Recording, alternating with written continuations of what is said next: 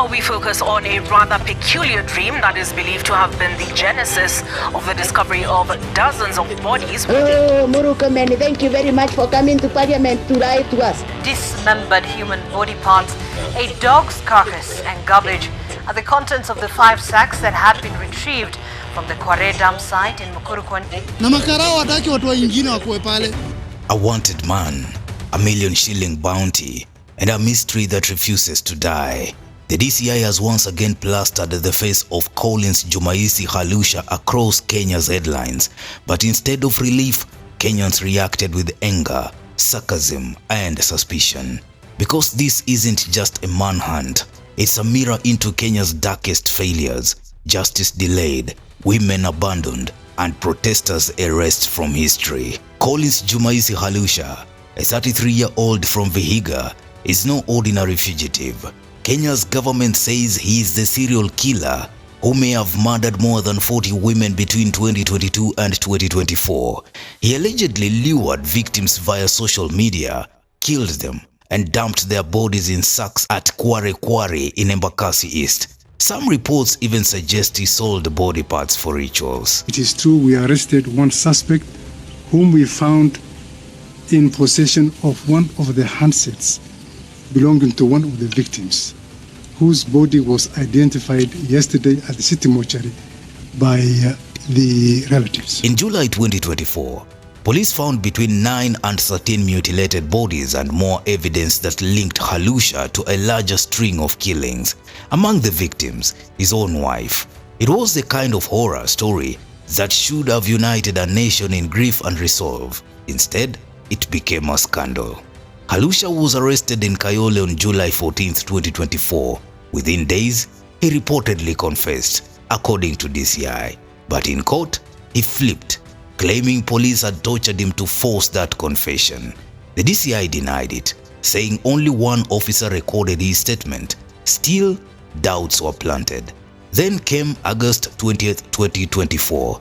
Just before arraignment, Khalusha escaped Gigiri police station, allegedly cutting through wire mesh with 12 Eritrean detainees.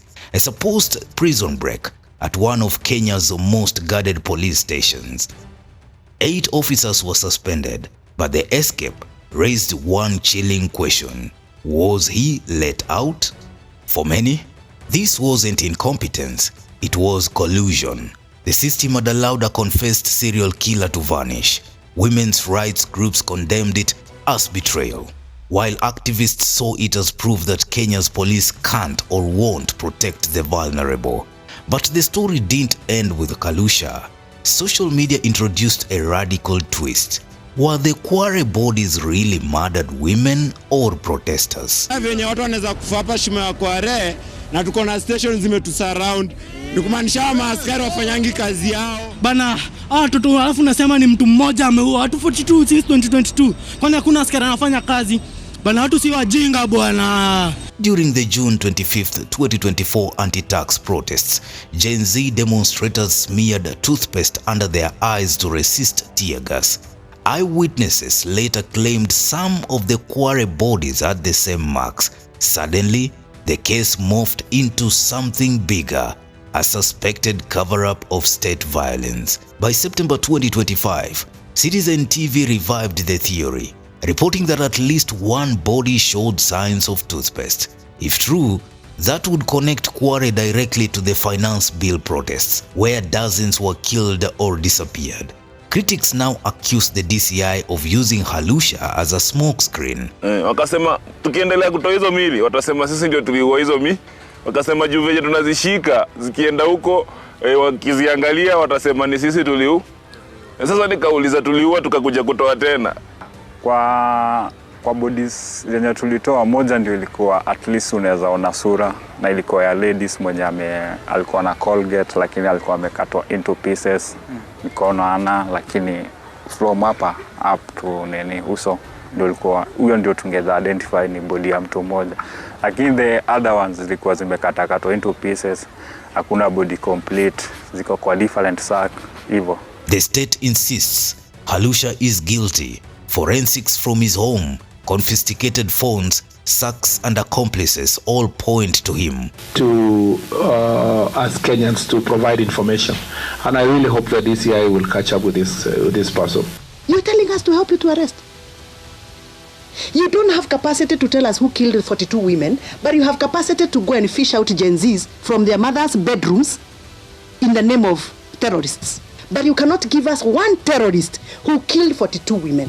First, let's start from motive. If the motive was such that there is a gain on the part of National Police Service by protecting him, you would say, okay, yeah, there must be something that someone is trying to gain from it. There is absolutely nothing to gain from that guy.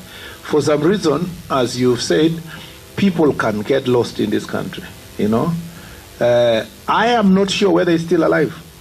So that's the other question. What if he's not alive, you know? What if he's not in the country? What if he's, you know?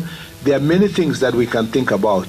How can a whole minister in charge of such a serious docket, funded by taxpayers' money in billions, come and stand in front of lawmakers, representative of the same people who are murdered, to tell us in 1 year, 1 month, he cannot tell us who killed those women? But the public sees contradictions, a botched escape, recycled bounties, and bad timing. Every announcement feels like an investigation and more like a performance. Yenye ilikuwa na vichwa ni huyo, yenye ilikuwa na complete kichwa ni huyo dem. Yeah, ilikuwa na Colgate. So some of the hiyo guni yenye tulimpata ilikuwa na bendera ya Kenya. So we have a machete that he, in the course of investigation, he confesses to have been using to dismember the bodies. We have 2 underwears which we believe belongs to the victims. Lakini tukapatana na vitisho sana. Hata wakati nilikuwa nikitoa hizo mili, kuna makara walinishika na wakaniambia wanaweza nificha mbali sana nisioonekana. Sasa tunaishi tu na wasiwasi juu ya vitisho, masimu. Unapata sangino umedungiwa na mtu simu. Hata wako sema ni kina nani, waliniuliza tu wewe ndo pastor wa vijana. Kaambia tuliona ulitoa mili, ulifanya kazi poa kwanza. Hiyo ni kazi poa. Na tumekaa tukaona tukupatie shughuli. Waliniambia tao ni serikali, hawako niambia majina. Nikamwambia mmefanya poa, sasa mnanipatia shughuli na wapi? Tumeona ni vizuri tukupelekea Homa Bay. Hapo tukunulia ka area fulani kwa kasoko, ka ploti, tukujengee tukweke kazi yako. Kaambia mjini haiwezi. Mjini noma, shughuli iko huko. Nikamwambia kama mjini haiwezi, si mbaya, najua watu wagonyo pia bado wanataka mboka wapatie ya Homa Bay. Jamaa tu nikajua wanataka kunichinja. Hawa si watu wapoa. Kwanza wametaja story ya shimo. Hawako idha kunisunda hawa. The Kware case is no longer about Khalusha alone. It is about trust. It's about women whose safety is political currency. It's about protesters who may have been erased from memory. And it's about a justice system that convinces nobody in Kenya. Until the truth is fully exposed, the Kware quarry will remain more than a crime scene. It will remain a wound in Kenya's conscience. Oh, Murukameni, thank you very much for coming to Parliament to write to us. Do you believe the DCI? Drop your comments. Newsroom, Maisha TV, Ushabi Jr.